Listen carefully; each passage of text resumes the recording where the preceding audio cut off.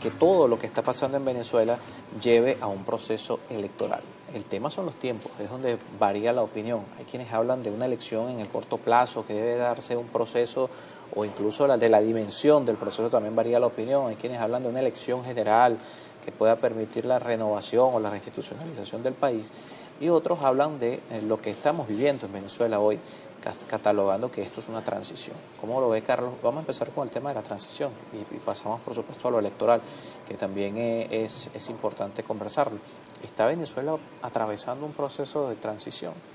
Yo creo que no, yo creo que todavía nosotros no estamos en una transición. Nosotros podemos, eventualmente, si hacemos todos hacemos lo que debemos, estar en una nueva etapa política que puede eventualmente conducir a un fortalecimiento de las instituciones y a una transición de una democracia mucho más competitiva, que haya alternabilidad en el poder y en donde el ejercicio de la política no se convierta en un acto heroico o en la posibilidad de terminar o en el exilio o en una situación de encierro para ninguna de las partes, ¿no? Yo lo que creo, fíjate, que nosotros hemos tenido un grave problema en los últimos años. Todas las elecciones se han convertido en un proceso de profundización de la crisis. Porque las elecciones, si bien están establecidas en la Constitución, si bien son un mecanismo para dirimir las diferencias, en los últimos años, como la polarización era tan lacerante, la elección era: si yo gano, acabo contigo. Había un discurso, y otro decía: si yo gano, acabo con el otro. Eso es lo primero que hay que evitar. Entonces, antes de nosotros ir nuevamente a unas elecciones, que tenemos que hacerlas, por supuesto que hay que hacerlas, quien diga que no está sencillamente, bueno, en fin, hay que hacerlas. Ahora, la prudencia y el tiempo para que la sociedad vaya cerrando las heridas, lacerando las heridas, y para que las elecciones se conviertan en un proceso donde se discutan proyectos de país, donde se enriquezca el debate en función de, bueno, en el tema educativo vamos a hacer más énfasis en que necesitamos tal o cual cosa, o el crecimiento económico vamos a apalancarlo más en las exportaciones de tal tipo, de cual otro tipo, o las energías limpias. Nosotros podemos generar una cantidad enorme de energía. En fin, en un momento en el cual las elecciones se conviertan en el debate del país que mejora, bueno, eso tiene que llegar. ¿Y en qué tiempo?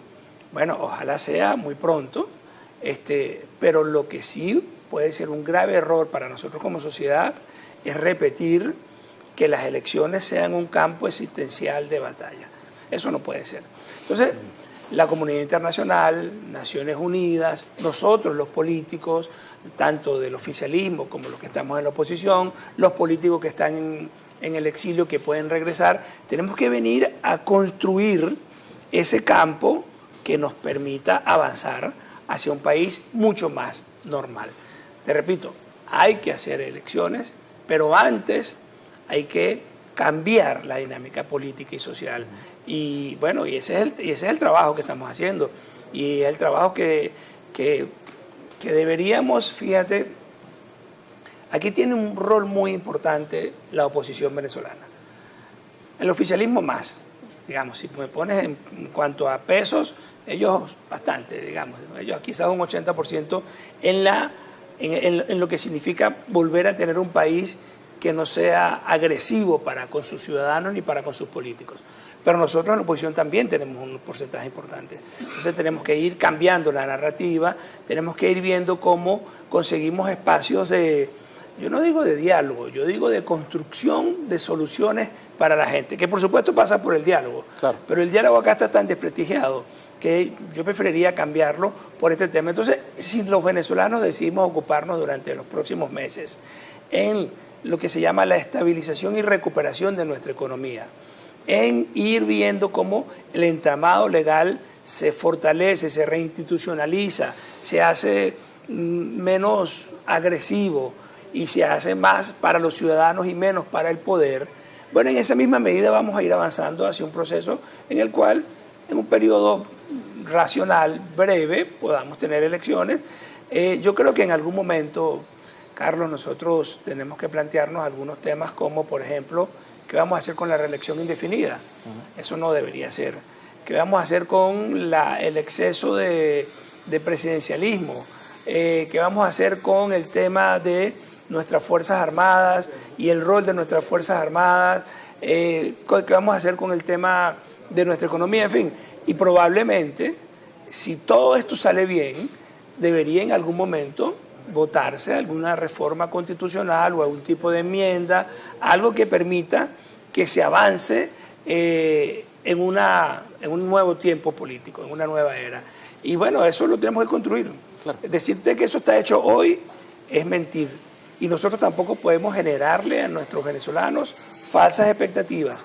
O sea, repito, esto es un proceso frágil, es un proceso que había que encauzar, es un proceso que tenemos que caminar juntos y, bueno, e irlo construyendo. En ese proceso, ¿cómo está también el tema, primero, del que la oposición pueda también recomponerse de todo este proceso? Porque la polarización no solamente llevó a que los procesos electorales se vean como un tema existencial, del todo o nada, sino que también llevó a que quienes tenían una voz distinta, a quienes pensaron que el camino no era el todo o nada, hoy también sean catalogados, bueno, de cohabitadores, colaboracionistas. Es decir, la misma oposición en ese discurso del todo o nada también se fragmentó.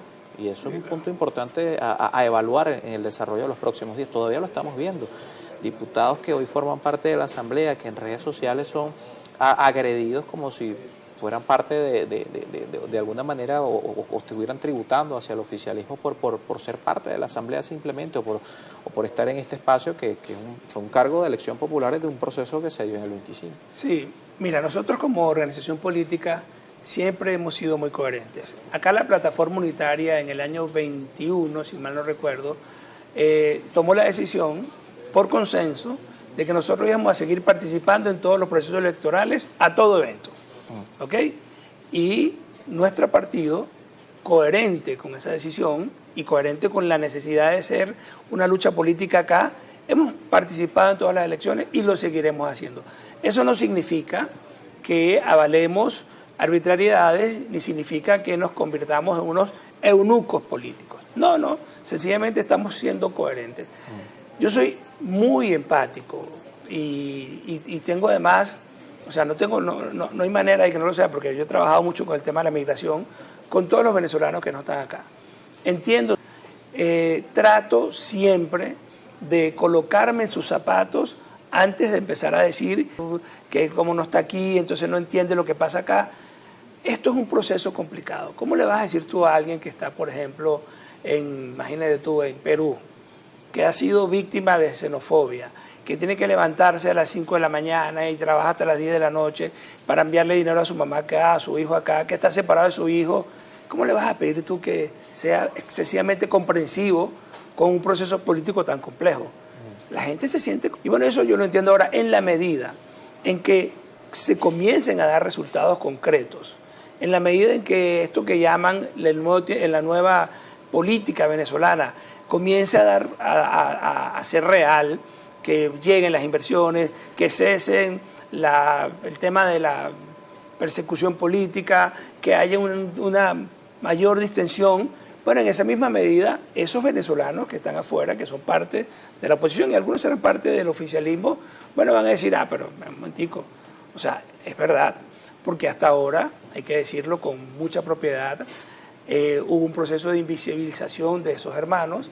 Hasta ahora, por ejemplo, hubo una cosa que fue nefasta, cerrando consulados, no había manera de que si uno necesitaba una partida de nacimiento, es decir, era como que sí, el que se fue no existe.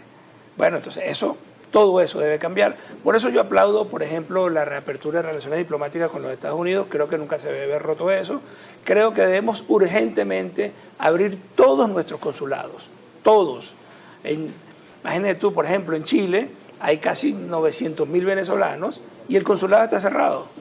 O sea, ¿cómo hace la gente que necesita?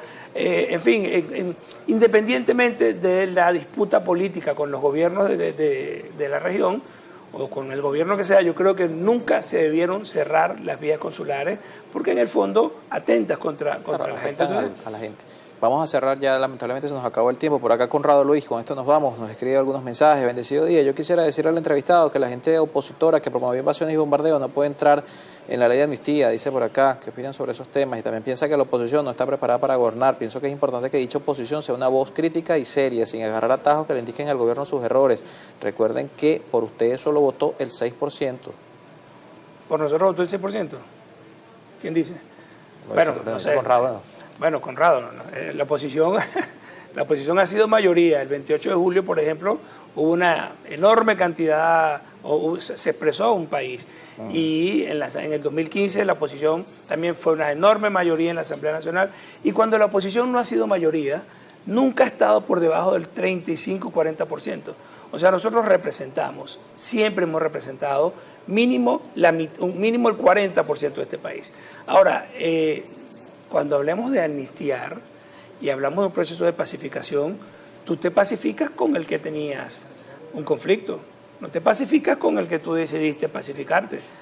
Porque hacer una ley de amnistía que digamos que de alguna manera no entre en el fondo de conseguir la amnistía con los que estás enfrentado, lo que estás sencillamente entonces es posponiendo un conflicto. Y eso no le sirve a nadie. Eso es pobreza, significa mayor crisis. O sea, vamos a hacer las cosas bien y en ese sentido nosotros tenemos una buena disposición y tenemos una expectativa de que esa ley de amnistía puede salir bastante mejor de lo que probablemente muchos piensan, pero hay que tener claro que la amnistía debe ser para pacificar el país con los que estabas enfrentado, no sencillamente para hacer un gesto político, porque si no, no va a servir. Gracias por acompañarnos esta mañana. No, gracias. Carlos Valero con nosotros en estudio, dirigente político de Un Nuevo Tiempo. Saludos por acá también a Carlos Antonio Padrón. Nos había enviado un mensaje preguntando sobre el tema de cuáles son los tiempos que cree nuestro invitado para unas próximas elecciones. Saludos para Edgardo Viloria, Áticus Hernández, William Díaz, también para Juan, Pedro Miguel Blanco, también Efren Ruiz, Jesús Jaime, Manuel Santiago. Gracias a todos por participar en redes sociales. 8:20. A la pausa y seguimos con más.